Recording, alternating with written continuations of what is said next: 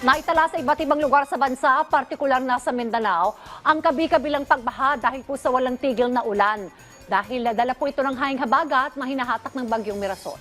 Pinasok na ng baha ang campus ng Central Mindanao University sa Maramag, Bukidnon. Dahil dito, inabot na rin ng baha ang ilang nakaparadang sasakyan sa eskwelahan. Maging ang Buluan District Hospital sa Buluan, Maguindanao del Sur ay pinasok na rin ng baha, kung saan apektado ang operasyon ng ospital at nahirapan ng mga pasyente at health workers sa paglikas at pagkuha ng serbisyong medikal. Samantala, ito po ang nangyari sa isang barangay sa Valencia City, Bukidnon, matapos rumagasang baha sa kanilang lugar. Batay po sa tala ng lokal na pamahalaan, nasa halos 400 pamilya apektado.